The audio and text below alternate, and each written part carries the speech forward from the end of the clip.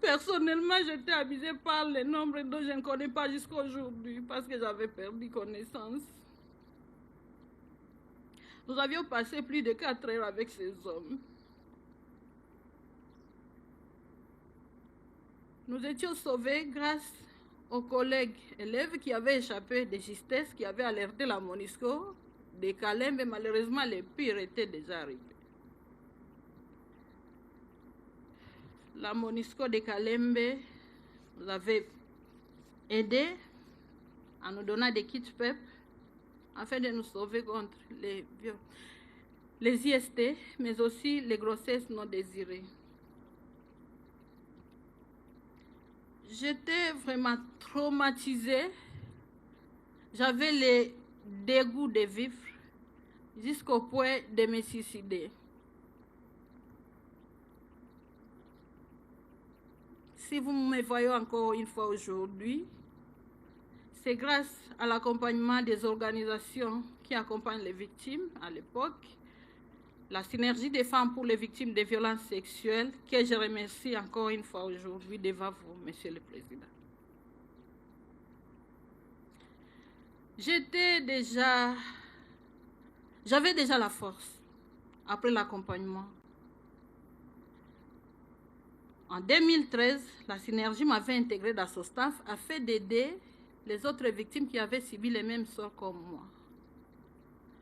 J'ai contribué à plusieurs plaidoyers pour l'élaboration des textes juridiques protégeant les victimes.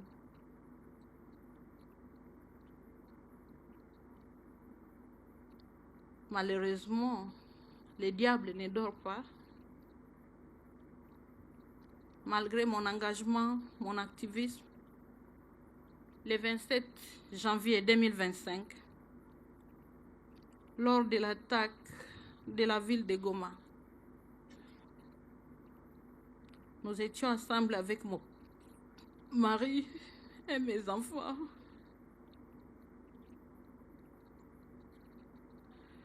Comme vous savez, la ville de Goma est enclavée. On n'avait pas où aller lors des attaques des rebelles de la FCM 23. Nous étions enfermés lorsque ça crépitait, moi et mon mari.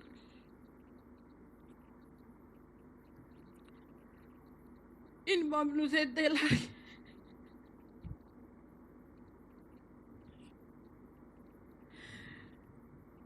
Lorsque la bombe est tombée, mon mari est touché. Il a crié, Seigneur, je viens d'être touché. On a essayé de le sauver, à l'amener à l'hôpital. Les médecins ont essayé d'intervenir. Malheureusement, il est succombé de ses blessures et il est mort. On l'avait mis dans la morgue. Malheureusement, il n'y a pas de place comme il y avait beaucoup de corps.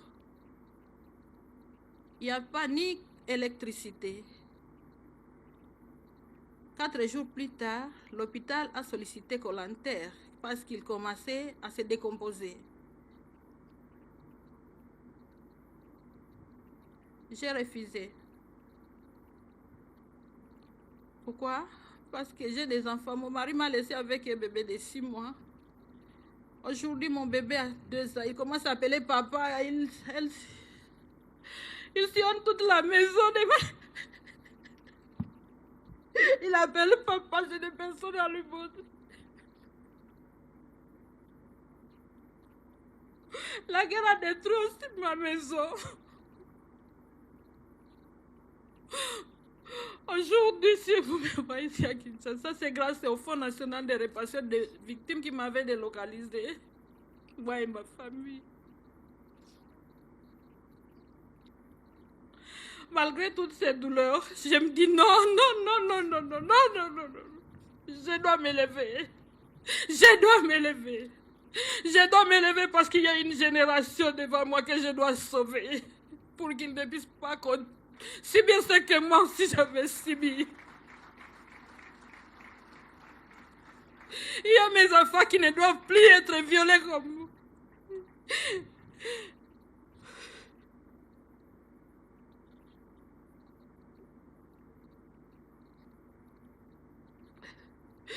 Aujourd'hui, j'accompagne les autres survivants qui ont subi les mêmes sorts comme moi, venant de tous les coins du pays.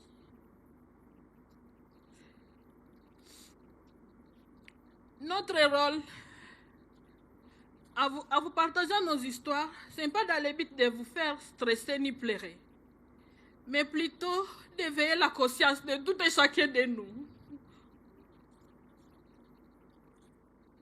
Il y a Génocostes en RDC, nous sommes là, nous survivantes. Nous devons contribuer à la recherche d'une paix durable. Nous devons dire non, non, non, non, on en a assez, on a beaucoup souffert.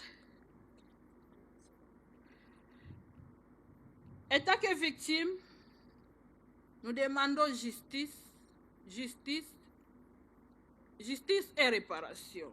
Le sang des innocents crie vengeance. Le sang des victimes crie vengeance. Que les auteurs répondent. Que les auteurs répondent à ce qu'ils nous avaient fait. Je vous remercie. Voilà, vous avez vu les images. Là-bas, j'avais que 5 ans. C'était en 2002. Les rebelles rwandais ont pris mon village. J'étais encore enfant. J'avais que 5 ans.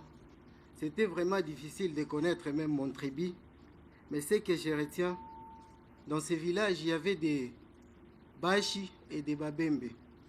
Donc les rebelles faisaient l'usage comme on vient de l'expliquer. Ils nous prenaient, ma famille et d'autres personnes de mon village, et nous enfermaient dans des cases, nous brûlaient vifs. J'ai vu des cris.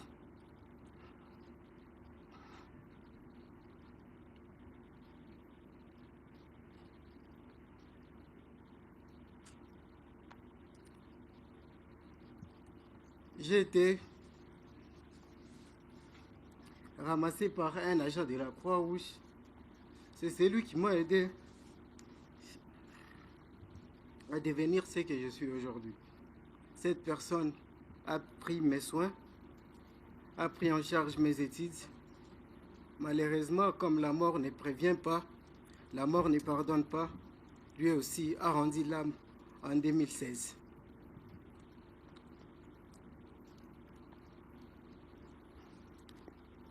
Aujourd'hui, je vis avec des cicatrices.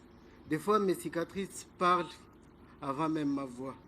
Des fois, mes cicatrices expliquent tout ce que j'ai passé à l'est du pays.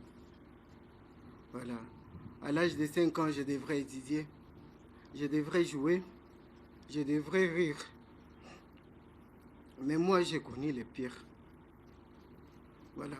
Aujourd'hui, je ne saurais pas dire tout ce qui m'est arrivé suite à l'émotion. Mais je vous dis que je suis une preuve, je suis un témoin, je suis une victime que la guerre existe à l'est du pays. Alors, je tiens à remercier Son Excellence, Président de la République, d'avoir mis en œuvre, d'avoir accepté la création de la FONAREV et la CIEVAR. Ça nous permet aussi de s'exprimer, de dire tout ce qu'on a eu à passer. Je dis et je vous remercie.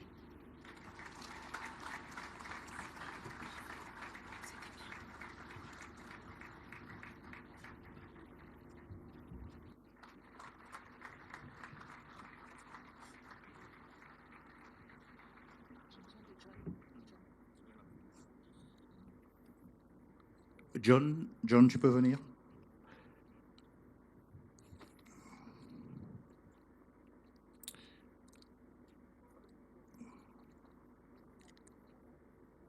Mesdames et messieurs, nous allons clôturer ce chapitre avec une deuxième et dernière procession de tous nos frères et sœurs victimes venus du reste du pays.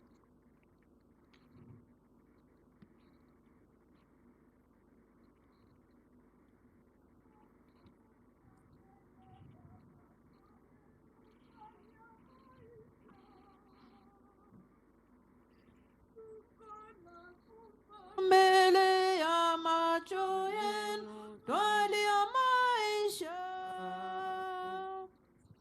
tuko na kufa mbele ya macho yenu, twalia maisha. Tuko na kufa mbele ya macho yenu, twalia maisha. Hommage à toutes les personnes qui leur ont apporté secours et assistance quand elles en avaient grandement besoin. Cette journée est un appel à notre conscience, car il est des douleurs qui marquent à jamais et traversent des générations. Il est des silences qui, à force d'être imposés, finissent par peser sur la conscience des peuples. Et derrière chaque silence, il y a une souffrance qui attend encore d'être reconnue. Cette souffrance a des noms, des visages. Elle se lit dans le regard des enfants, dans le courage des femmes et dans le combat de survivantes et survivants. En tant que femme, mère, première dame et championne globale de la prévention des violences sexuelles liées au conflit, je veux leur dire aujourd'hui, nous vous voyons, nous vous entendons et nous œuvrons pour que votre souffrance ne soit pas oubliée. Car préserver la mémoire, c'est refuser l'oubli et décourager l'impunité. Mesdames et messieurs, le silence ne doit plus protéger les auteurs afin que ces derniers répondent de leurs actes. La honte ne doit jamais peser sur les victimes. Les survivantes et les survivants doivent être écoutés, protégés et accompagnés. Aujourd'hui, cette responsabilité nous appelle à poser un acte concret. Je vous invite, Congolaises et Congolais, d'ici, de la diaspora et toutes les consciences éprises de justice, à signer la pétition pour la reconnaissance de génocide commis en République démocratique du Congo. Signer cette pétition, ce n'est pas seulement apposer un nom sur une liste. C'est activement briser le cycle de la récidive et refuser d'être complice. C'est demander que les crimes subis par la population congolaise soient clairement nommés, car dans la mosaïque des crimes commis sur notre sol, certains faits, certains actes et certaines campagnes de violence sont susceptibles d'être qualifiés de génocide. Ne craignons pas les mots. Aujourd'hui, ces génocides sont soigneusement documentés. Cette initiative ne vise ni à opposer les mémoires, ni à raviver les blessures. Elle vise plutôt à restaurer la dignité des victimes et à ouvrir le chemin de la justice, de la réparation, de la non-répétition de ces tragédies et enfin à poser des fondements d'une paix réellement durable. Mesdames et messieurs, reconnaître n'est pas diviser. Reconnaître, c'est humaniser. Reconnaître, c'est permettre aux victimes de retrouver leur place dans notre mémoire collective. Que chaque signature devienne une voix qui contribue à briser le silence. Et que notre engagement aide à porter plus loin la mémoire de nos victimes. Je vous invite donc à signer la pétition, à la partager et à faire entendre avec nous la voix des victimes congolaises. Je vous remercie.